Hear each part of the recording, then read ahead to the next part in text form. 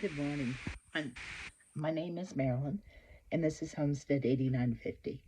I live in the mountains of Colorado, and I live on my own. I'm a widow with two dogs. Anyway, and maybe I should count the 13 chickens too. I have always been interested in homesteading, and I found myself in a situation where I don't have a lot of money. I live basically on my husband's Social Security, which takes care of my mortgage, but I have to make ends meet other ways. I retired from my job this past December, and only because my hands were starting to show a little bit signs of arthritis, and what I was doing was a lot of physical work. I worked for a school district in food services. If you've ever done food, you know how heavy the boxes can be. Anyway, I got into the habit after he died of getting up, going to bed really early. I think a lot of that was pain and being alone at night. And then I started thinking about it, and I'm like, why am I staying up watching TV when I'm so tired? Why not just go to bed and use your energy in the morning? So last night I went to bed at 6 o'clock. I had done everything I wanted to do for the day, and I was yawning. And I'm like, okay, enough. So here it is. You can see 3:45 in the morning. This is when I get my other work done. And my other work is sewing. I love to sew. I'm starting an Etsy site, Homestead 8950. Little by little, I'm posting on there.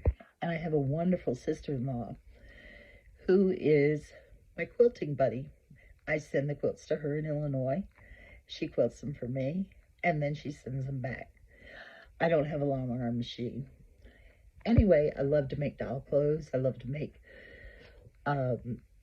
different little things, and I post them on Etsy. So I'm going to show you my quilting room. I had a friend who blessed me very much and helped me redo my second bedroom because I really don't have a lot of company that comes. I still have another bedroom downstairs that I could use as a guest room, but I really wanted to sew, and I was doing it all in my kitchen. So he helped me build this room, and it's been such a blessing. A lot of the ideas I got off of Pinterest of how to make my cutting table, which I will show you is a mess full of quilts right now. And you can see that I have quilts everywhere. One of the problems I have is finishing things. My mind just goes in a million directions. That's my stash over there. And a lot of my stash I bought a long time ago. But then I do also sew for children and for people that are just not having a good life. And I love to give. So what I do, I'll sew one for me, one for a friend or a family member, and then I sew one for a gift from God. When I find a way to give. Right now I'm involved in giving back to a program called through my church called Embrace Grace. These are women who have unexpected pregnancies. And I try to make little things for them that will help because I don't have the money to go out and purchase. And they seem to really love those things, which is, I feel, a blessing. Anyway, I get up early in the morning and I sew. And this is my quiet time. Of course, living in the mountains, once in a while you'll hear an animal outside. I haven't had a bear that I know of this year. And the girls wind up going back to bed. That's the most important thing, which is great for me because they're not bugging me to go for a walk, which I do walk them almost every day. I also am very careful about food and about spending, and I've cut in so many ways. Getting down the hill is what they call it here in Denver area. It takes me about 45 minutes, so I combine my trips. And I do work quite a ways away, but I work for a friend at a kid-to-kid franchise in Centennial. which if you're in the Denver area is a great store. And that is my social time, basically. I love the girls I work with. I love the owner, and she's a very good friend of mine and such a blessing. Actually, being a widow is what brought us together. I love you, Karen. But anyway, I love working that fast pace because it is fast paced, believe me. So what I do in the mornings is I have my quiet time where I pray. I watch YouTube videos. I've learned so much from especially Homestead Tessie, and I'll try to post her link below. And she and I have been in contact with each other. She's a great lady. She's taught me so much on how to save and how to live on a very low budget. So what I do is I work a couple of days a week, and I live basically off my husband's social. But as I said, it doesn't provide everything for me. So I've learned how to cut costs, not stop in restaurants. I just don't really go out to eat anymore. It's me here at home, and I always know there's food, where I had a bad habit before stopping through a drive-through. That is completely ended. And I take snacks with me when I drive, so I don't do that when I'm absolutely famished. And I've learned so many ways that I can make this life work and be happy. And then save money in order for me to fly out to Seattle to see my oldest son and my only granddaughter, who is the light of my world. One thing I don't think I've told you guys yet is I taught preschool for 22 years. I have a love for children. I have a love watching them learn, exploring, being happy, sharing hugs, giving them comfort. And for some reason, children are drawn to me. I think because maybe they feel I'm happy and relaxed, and I talk to them, ask them important things. Like, for instance, yesterday at the store, we had about 4 or 5 children come in with their moms, and I carried on conversations with them. Are you excited about school starting? How is your summer? School's starting very early here this year. I don't know if they built in extra snow days because we had a lot of snow last year, but it is allowing them to get out earlier in the spring next year. Anyway, we at the store just have a great time, the girls I work with. And I don't mind driving the hour and 15 minutes each way because I know I'm helping her. Getting back to me, I try to be as creative as I can. I'm an avid Pinterest fan. I love Pinterest. I have one of my best friends in the world, lives in Wisconsin. She sends me great ideas that she has found on different websites of things to make. And I like to take off with that creativity. My sister-in-law does the same thing. I'm so blessed living here in Colorado. When you live in the mountains, it's a community. And I have great help. And I have help from my neighbor who shows me if I want to do something, I can do it. And he'll show me the proper way to do different things, and if it's going to work or if it isn't going to work. And sometimes I have trouble with my hands, so I have to go over to him and say, can you open this jar for me? I can't quite get it. That's been fantastic. Community is very important, very wonderful, very much a blessing. I stay very busy. I help a friend clean a house or two a couple of times a week, which brings me a little bit of income in. And I do creative things that I can sell. It's hard. I can't go to the grocery store and just buy whatever I want. I check the sales. And in the meantime, I give back by the girls I work with, or a neighbor, or a friend if I make something. And it is way too much for me, like chocolate chip cookies. They all love my cookies. And we'll go into a segment also about how I learned how to cook at high altitude. It's totally different than down in flatland, believe me.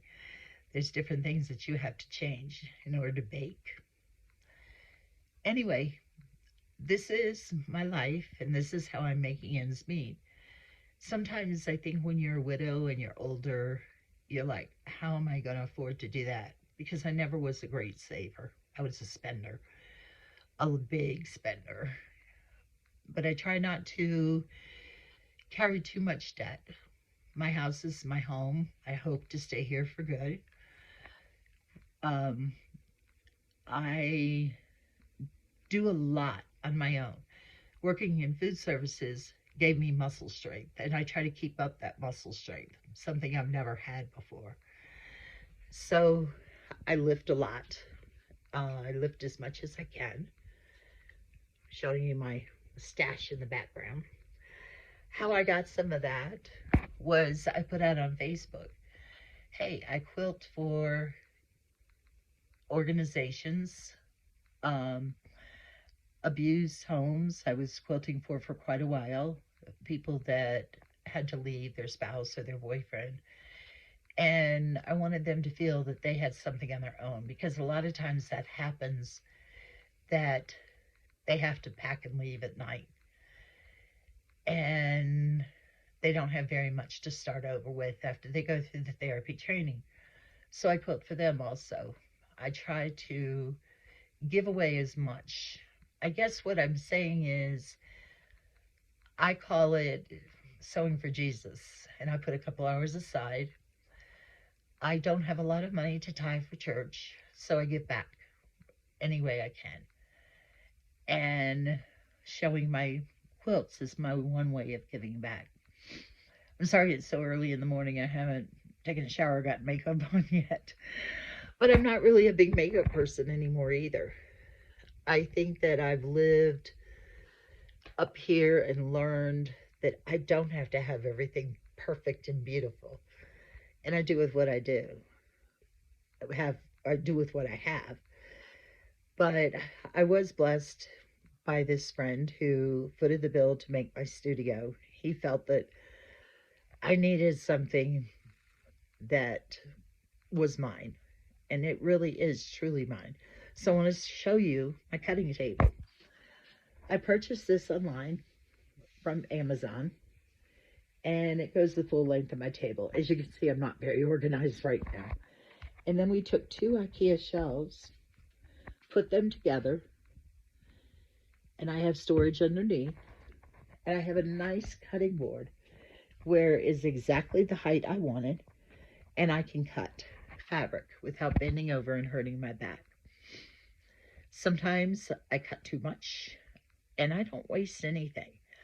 I will take fabric, and I guess I am what you call a scrappy quilter. I get a color theme, get an idea, and I just go for it. And it's a lot of fun for me, and it's a way to make my creativity useful, because I was blessed with that. I love to spend time in my sewing room. This is my peaceful time. And then I get going on the rest of the day. As you can tell, I love to garden. I had the greenhouse made when I first moved here, and that was an idea from Pinterest also. And we were lucky enough to be able to find the doors at Habitat for Humanity. I guess some builder didn't want sliding glass doors, and I scored on those big for, I think, $100 a piece.